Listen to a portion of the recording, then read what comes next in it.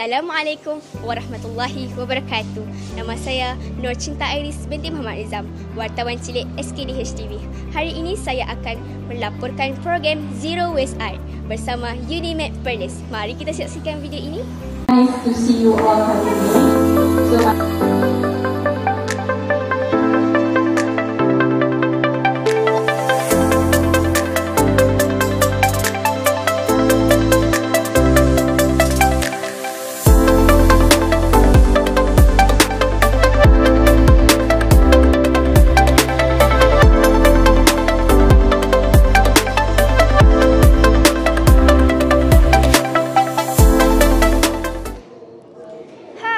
Sekarang kami berada di stesen kedua.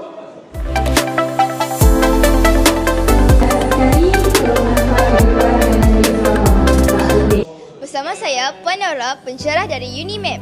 Assalamualaikum Puan. Assalam.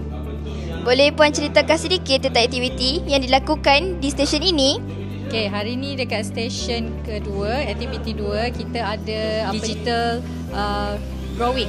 Okey, kita ada komputer sintik di mana teknologi daripada lukisan manual kita transfer ke dalam lukisan digital.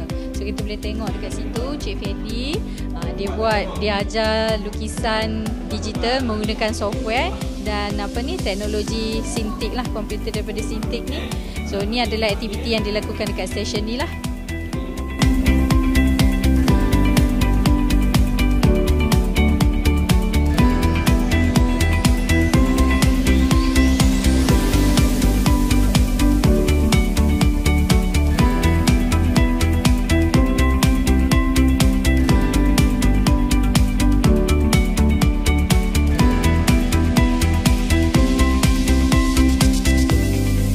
Sekarang kami berada di stesen ketiga di mana kami belajar cara penghasilan produk 3D.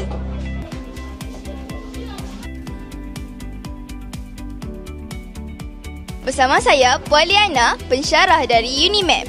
Assalamualaikum Puan. Waalaikumsalam. Boleh ceritakan sedikit tentang penghasilan produk 3D? Okey, hari ni kalau tengok kita ada printer dia lah. Kita panggil dia 3D printer dan tujuan kenapa kita nak pakai 3D printer ni? Kita nak print objek 3D ataupun produk 3D. So contoh dekat sini ini filament dia dan dia tengah print lah produk kat sini, contoh macam keychain, dan dia print lapisan layer by layer lah, lapisan pertama, kedua dan tiga. Jadi dia akan start nipis dulu dan lapisan tu akan terbina lah.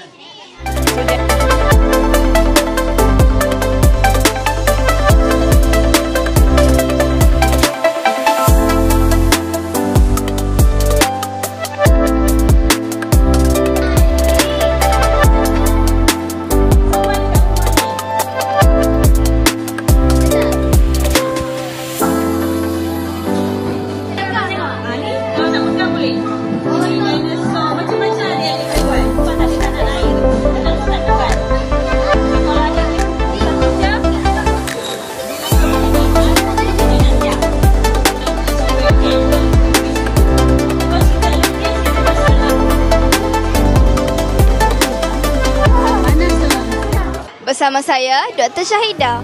Boleh Doktor perkenalkan diri? Assalamualaikum.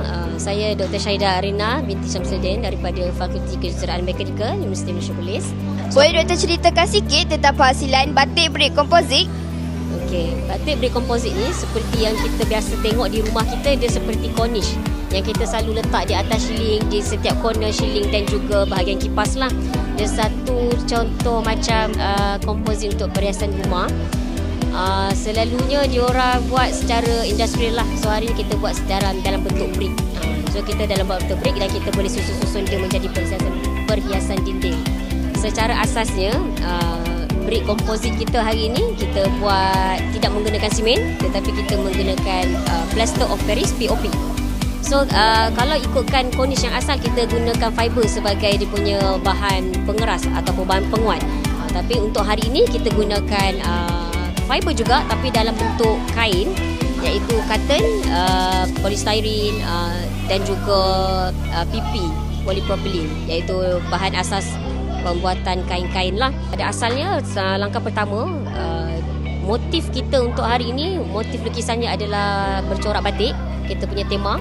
Jadi kita gunakan batik itu, kita ambil 3 design, kita pilih 3 design seperti dapat dilihat di dalam video nantilah. So dalam video tu kita dapat tengok ada 3 design, iaitu design pertama, 2 dan ketiga. Yang ini kita ada salah satu design yang kita dapat lihat.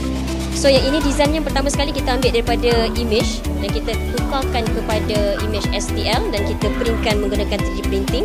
So kita akan dapat image dia beginilah. So dia ada ketinggian dan sebagainya, dan ini akan membuatkan kita punya motif ni timbul bila kita hasilkan kita punya brief. Okey. Kemudian kita akan tinggikan dia dengan menggunakan polystyrene mengikut ketinggian dan ketebalan kita mahukanlah. Kemudian kita akan masukkan ke dalam mold dan kita akan menghasilkan silikon mold. Dan kita akan menghasilkan silikon mold menggunakan silikon liquid. Dan apabila silikon liquid itu mengeras, kita akan dapat bentuk dia seperti inilah, sama seperti silikon mold untuk kita membuat coklat yang berada di rumah lah. Cuma ini adalah kan silikon liquid bergrade industri, so dia tak sesuai digunakan untuk food grade lah.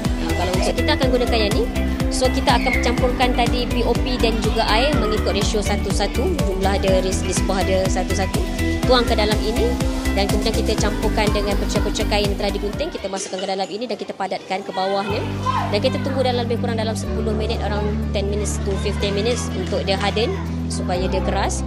Selepas itu, selepas dia keras, kita boleh perlahan-lahan keluarkan dia lah daripada mold.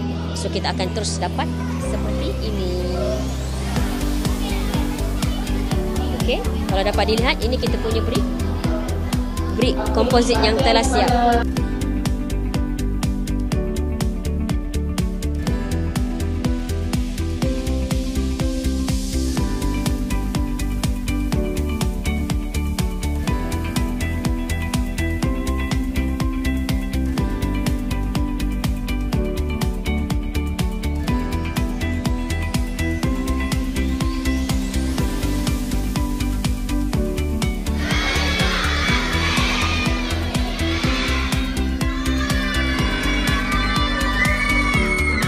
Kepada semua pihak yang terlibat.